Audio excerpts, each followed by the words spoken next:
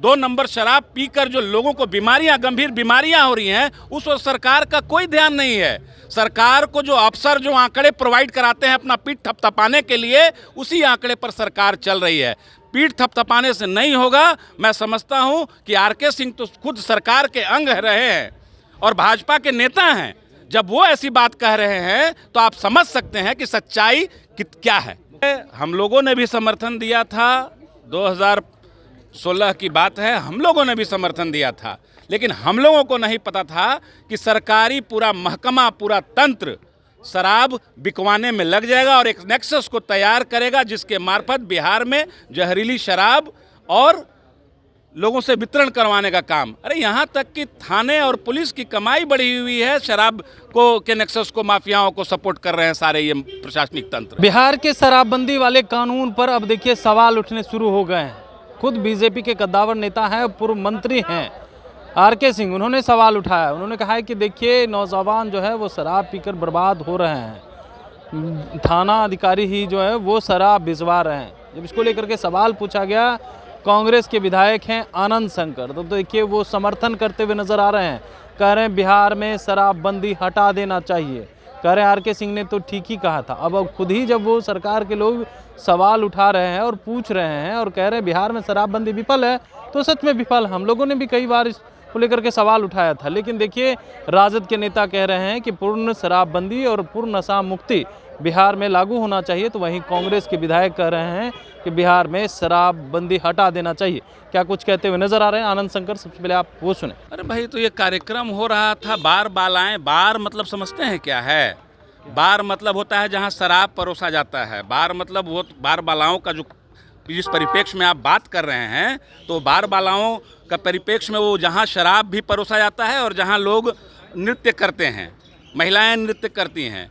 बहुत सारे ऐसे आयोजन होते हैं जहां बालाएं डांस करती हैं या नृत्य करती हैं। तो इन आयोजनों पर, प्राइवेट आयोजनों पर बहुत ज़्यादा निगाह नहीं। हाँ, अगर वहां शराब परोसा जा रहा होगा तो जरूर चिंता का विषय है। कानून को लेकर सवाल खड़ा कर रहे हैं, लोग सवाल उठा रहे हैं। सांसद आरके, हम लोगों ने भी समर्थन दिया था, 2016 की बात है, हम लोगों ने भी समर्थन दिया था, लेकिन हम लोगों को नहीं पता था कि सरकारी पूरा महकमा, पूरा तंत्र शराब बिकवाने में लग जाएगा और एक नेक्सस को तैयार करेगा जिसके मार्फत बिहार में जहरीली शराब और लोगों से वितरण करवाने का काम। अरे यहाँ तक कि थाने और पुलिस की कमाई बढ़ी हुई है, शराब को के नेक्सस को, माफियाओं को सपोर्ट कर रहे हैं सारे ये प्रशासनिक तंत्र। तो खोल देना चाहिए। जो जहरीली शराब से लोग और जो 2 नंबर शराब पीकर जो लोगों को गंभीर बीमारियां हो रही हैं, उस पर सरकार का कोई ध्यान नहीं है। सरकार को जो अफसर जो आंकड़े प्रोवाइड कराते हैं अपना पीठ थपथपाने के लिए, उसी आंकड़े पर सरकार चल रही है। पीठ थपथपाने से नहीं होगा। मैं समझता हूं कि आरके सिंह तो खुद सरकार के अंग रहे हैं और भाजपा के नेता हैं। जब वो ऐसी बात कह रहे हैं तो आप समझ सकते हैं कि सच्चाई क्या है। मुख्यमंत्री नीतीश कुमार आंख बंद किए हुए या जिद है उनकी सियासत में कि हम नहीं खोलेंगे? अरे मुख्यमंत्री नीतीश कुमार जी तो अब क्या बोलूं मैं, अब तो वो तो बेचारे बीमार हैं, उनसे बहुत ज़्यादा आशा नहीं की जा सकती है।